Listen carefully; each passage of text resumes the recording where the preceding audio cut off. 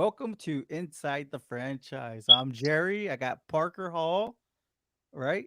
And I got Walter Stringer. So, for those that are not familiar with Parker Hall has been in many shows. He's actually one of our college experts, I would say. But if anything, I think one of our previous shows we had Clayton Hopeford on there, and I said that Clayton was uh, our version of Patrick Mahomes, and I believe it was Parker who had said, "Man, maybe more Uncle Rico." So if anything, welcome Parker Hall. He is our Peyton Manning to the Oh, show. bold. I can't throw a quarter. I can't throw a football like that. Well, he's Talking about well, Peyton now with Peyton 20 years ago. Peyton Yeah. now.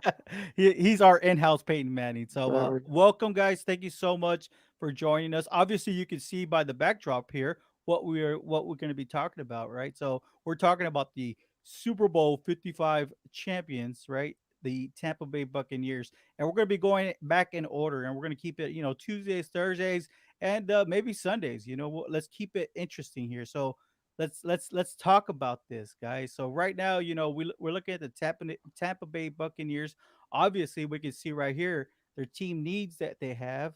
We got some impending free agents right here to right here also in front of me. So how can we keep this Super Bowl team together for another year and have a repeat?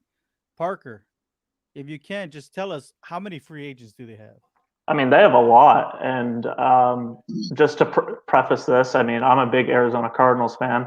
So when Jerry and Walter asked me to talk about the Bucks, it's kind of like a second coming for me because I mean, I'm very familiar with Todd Bowles' defense, Bruce Arians' offense, Byron Leftwich's offense as well. So this is going to be super easy for me. But yeah, some of the big names, obviously, the three that you have there: Shaq Barrett, Levante David, Chris Godwin. But on top of that, I mean, Gronk is a free agent this year. Ndamukong Suh, Steve McLennan, playoff Lenny Fournette, and Antonio Brown. I mean, those are the biggest names that are going to be free agents this year. So, how do you negotiate all those big names? I mean, they all did very well this year. And do you get them on the same budget, low budget that they were on, prove themselves contracts this past season? And their cap space right now is at $28.4 million. Mhm. So, Walter, we can start it off. It doesn't matter, Walter. What would be your number one priority, especially with free agency? I mean, I know that every NFL team has that opportunity to lower that or give themselves some more cap space, right? Of course, it takes some, moving some Yeah. numbers around and freeing up some of that cap. But what would be some of your what are your must-haves in free agencies? Okay. So, all right. Well, first of all, I want to take a look. Okay. So they've got 24 potential unrestricted free agents. Seven of those guys were starters last year. And of course, you guys just went over it with Shaq Barrett, Levante David, Chris Godwin, Antonio Brown, Leonard Fournette, just a few to name. Personally, I think what it's gonna come down to with the Bucks, how bad do they really want to win next season? That's a good question. Because if they really want to win bad enough, they can bring back some of the older guys and pay those guys, or they can decide to start making a younger movement and bringing some younger replacements in. Because honestly, I feel Levante David is one guy they must resign. Oh yeah. He's 31. He's still in the prime of his career. He's still playing at a very high level. He's the heart and soul of that defense. He's the one guy I think they have to bring back. I think Shaq Barrett, they can find his production either in free agency or they can go young and get a guy in the draft who can rush the passer. But I believe David has to come back, honestly. So And let me also one more thing. Also the tight end position. Now, what are they bringing Gronk back for? Like, what do we anticipate the ticket being on Gronk? Because they've got OJ Howard coming up next season.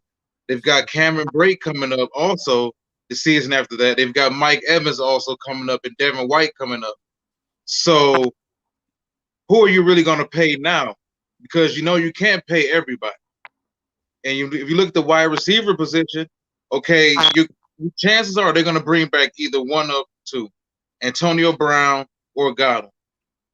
So are you going to franchise Godwin and just let Brown leave, or are you going to pay Brown a cheaper ticket and maybe find a receiver in late second, third round? So there's a lot of decisions I think the Bucs have to make, but they have to make sure they make the right ones, because if they decide to go all in and try to win again next year, nothing's guaranteed.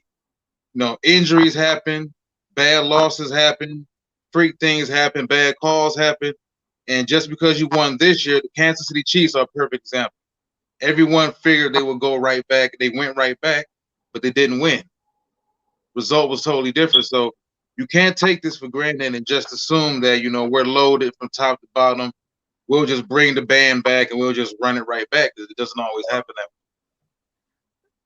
I think you said it well right there, right? I mean, you have injuries that happen, and I think for the most part, Chris Godwin was injured for the most part of the entire year. Now, I don't want to take anything away from him as a player. I think that he's a very special player, but yeah, Well, most he had a rough season also when he did play. He dropped a lot of passes this year also. yeah, for sure. So let me turn it to Parker, but before we get there, so Clayton decided to show up. It looks like somebody took a shot. I trust Parker to fix and or run my franchise. So hey, it's a compliment actually. I thought he was actually taking a jab at you. That's my guy. That is your guy. So who would you say right now, free agency, who do the Buccaneers need to bring back so they can run it back and get another Super Bowl? Yeah, so Walter basically hit the nail on the head like I was thinking. My thought process was kind of thinking about guys this year and then guys next year. So just quickly, the guys next year, free agents: Vita Vea, Tom Brady, Jason Pierre-Paul, Ryan Jensen, Donovan Smith, OJ Howard, Ronald Jones, Carlton Davis, Jordan Whitehead.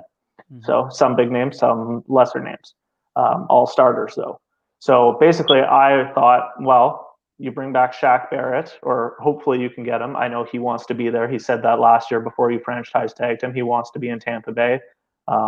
So you get him signed, and then that money that you don't pay Jason Pierre-Paul next year, you can allocate more of that towards Shaq Barrett. I 100% agree. You bring back Levante David at all costs. He's been that face of the franchise from the highs to the lows, and he's a true team leader. I know you have Devin White, but Levante David still, I think, leads that defensive side of the ball there. So you bring him back all costs. Gronk, I'm same verdict. What do you bring him back? Probably not. I think you save that money and you spend it on OJ Howard next year. Ndamukong Suh, I mean, you can bring him back, let him walk, or get a veteran minimum out of him. I think there's some good free agents that we'll talk about in a bit that could replace him. Same goes with Steve McLennan. Some good free agents that could replace him there. And if you let him go, that's more money towards Vita Vea's contract as well. Leonard Fournette, I wasn't really convinced with this season. I think he could go. There's some good free agent running backs, or you could pay Ronald Jones more next year. And then what Walter said, Antonio Brown versus Chris Godwin. I wasn't really thinking of that. I was thinking you get both of them. I think the verdict still is, or the jury is still out on Antonio Brown. I don't know if anyone besides Tampa Bay really wants to take a chance on his attitude and stuff still, but I could be wrong for sure. And Chris Godwin, obviously, he said the last couple of weeks that he wants to be back in Tampa Bay. So I think you're more likely to get a team-friendly deal out of him and then get Antonio Brown on another veteran minimum again. And then all is happy for this year's free agent class, or free agents re-signings, not who goes to market. So what would be the storyline if let's just say you cannot bring back a pass rusher like Shaq Barrett? I mean, we've seen him take that discount. I mean, he proved himself on that discount. They franchise tagged him, but I mean, he still hasn't got that. Let's say that you lose that. I mean, does with pick they're picking what 32nd in the actual draft this year? So what would be their actual point of would outside pass rush be their number one? Personally, for me, I mean, I think they need more help on the offensive line still, at least one guard position, one tackle position. Left tackle obviously works, is amazing. But I think you can get there's a few good options in free agency. Clowney, Judon, Ngakwe. My wild card for here is Todd Bowles bringing Hassan Reddick in, but actually playing him at the edge rather than as a middle inside linebacker. I'm a big Melvin Ingram fan. That's another option on the edge too. There's some good options, and I mean Shaq Barrett, I agree. I mean, he won a Super Bowl, right? Now it's time to go get paid, right? Take care of your own. As Marshawn says, take care of your chickens and your mentals. So I wouldn't blame him if he chased the bag. So, I mean, you could go either way. I just think Levante David, like Walter said, you need to bring him back. For sure. I think that I'm going to say this. Levante David would be number one priority. He's been a great team leader. He's been a staple for the Tampa Bay franchise. And I think that with him, he just makes sure that everybody's, he lines everybody up. So you cannot get rid of a leader like that. So let's talk about it. So picking 32nd pick. Um, Parker, you said you would go offensive line. Is there any kind of names you want to throw out there that maybe you think would be there at pick 32nd, or is there a player that you think that they should go after picking 32nd in the draft this year? Well, I mean, it's tough. And I mean, it really comes down to what happens in free agency first. So Okay. just let me go there first. I like Leonard Williams in this system. I'm a huge Leonard Williams fan from his days with the Jets, and I think he's fantastic. So I mean, there is one of your 3-4 end positions. If you sign him, if you let Fournette walk and you sign Aaron Jones, then your running backs shirt up. Obviously, I just named the edge rushers. Joe Thuney or Sheriff at the guard position are two awesome choices there that you can get in free agency.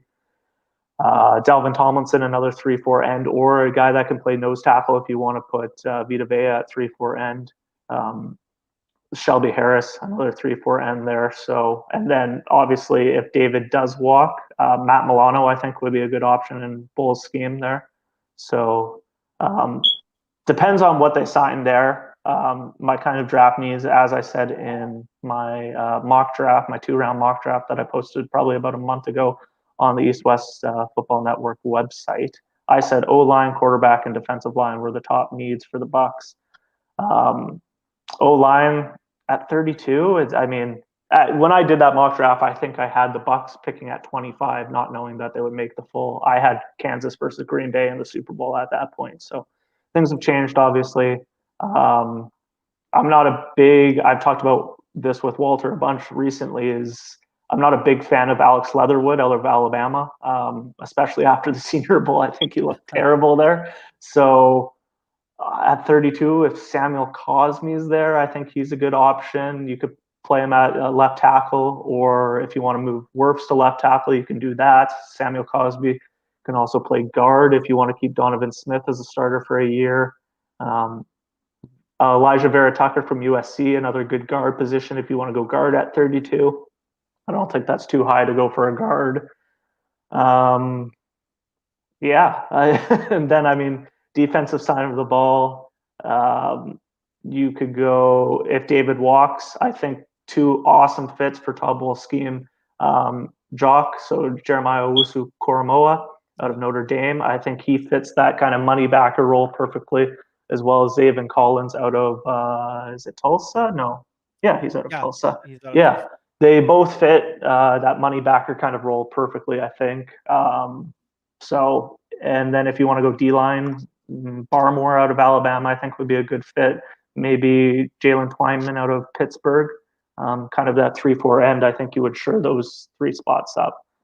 And then my other comment would just be, they obviously do need a big need at quarterback, and it would be ideal to get a potential successor for Tom Brady this year and have him learn for a year. Is there a guy good enough at 32? Probably not. Maybe, maybe, yeah, maybe Trask or Mac Jones, but I don't think they fall that far. So, and I don't think there's really any quarterback that kind of is that air it out guy that fits the play action kind of thing that, that Bruce Arians likes in his offense. So, I don't know. Looking at next year's quarterback draft class either, I don't think there's a good successor for that scheme either. So who knows? So, Brock Walter, Purdy, Yep. Brock Purdy, do you think so? maybe. Maybe. No, Walter, what do you think? I mean, let's say it's a perfect world. They were able to bring in the majority of these top level name free agents. Picking 32nd. I mean, what do you think? What would you think the Buccaneers can do in the draft to make sure they make another run at the Super Bowl? Well, I think the Bucks are in a really good situation right now. They're benefiting from being loaded. Like they've drafted very, very well the last few years. Oh yeah. So now they're in a situation where they can honestly sit there at 32 and just take whatever, not necessarily whatever falls to them, but they can take the best available player at a number of positions that they choose to. At 32, you can have Carlos Basham could be there. Chad Surratt will still be around if you want to get some linebacker help. A guy like Nick Bolton, and also a guy I think is honestly tailor made for that Bucks team and everything that he would be surrounded by and what his job would be. And I think that would be Marvin Wilson, considering the fact that he'll be asked to play the nose, and we know he can play the nose. So in that system, he'll be their suit, and pretty much he'll eat up those he'll eat up those blocks, he'll two gap, he'll play the run, and that's pretty much all you want him to do. And everything else you get from Marvin will be a bonus because everything is right now is revolving around those linebackers. So you must keep that defensive line intact, and if you're going to not be able to re-sign everybody, because Vita Vea, solid player. Vita has health issues. He's always had health issues. Vita won't stay on the field consistently. I think pretty much it's always been a weight issue with him. But then, Sue is getting up in age. We don't know how comfortable Sue is. Does Sue want to stay in Tampa? Or is Sue comfortable maybe chasing money and maybe pretty much being a renegade the rest of his career? We don't know. But in general, I do believe Marvin would be a solid pick at 32. And if they decided to not go in the defensive tackle direction, there's still going to be corners on the board, given the fact they've got Carlton Davis coming up. He's going to be due to get paid next year. You got Sean Murphy Bunting. He's coming up in another year. So once again, everything goes back to not being able to pay everyone. So you want to make sure you take guys, quality football players, where you have the opportunity to take them. And going off what Parker had just commented on, look at the quarterback position. They have really no depth behind Tom Brady. Not to say that a Mac Jones or a Kyle Trask could come in next season and help get them somewhere if, God forbid, Brady had an injury that would keep him out for an extensive amount of time. But does any of us really believe the other guy is really going to lead them anywhere? Good question. We know who the backup is. So do we really honestly believe if anything happens to Brady that guy can step in and really keep the train going? It's a great question. So that's the thing too. At 32, I mean, hypothetically speaking, say there's a run on quarterback. So you got Trevor Lawrence, Zach Wilson, Justin Fields, Mac Jones, Kyle Trask, all go before 32. Are any of those guys under those five good enough at 32? Yeah. Like, I don't think so. I don't think you waste a first round pick on Brock Purdy. Maybe if you get him in the second or the third, right? So that it'd be a hard argument to get a quarterback in the first round. Oh, and 6, I guess, if you want to say Trey Lance. So yeah, I believe Mac Jones is the only guy that would even garner any type of consideration at 32. But yeah, they like I said, they have an opportunity to take the best available player. There's pass rushers. There's always guys that will fall to that spot. So Tampa's they're sitting pretty good right now. Yeah, I think the market or this draft for 3-4 defensive linemen too or defensive ends is very strong. So I mean, you can get a good guy there at 32 without an issue. And yeah, Ned. I agree with what exactly like Ned's agreeing with us. So you don't go Purdy there. Yeah, Brock Purdy will be in the third. No way they'll go quarterback there, and he's talking about the first round pick. So like both right? Parker and Walt said this is still relatively early. That's why we're coming from 32 and backwards on these showcase of shows that we'll be doing. But if anything, what did we learn the most about this team, right?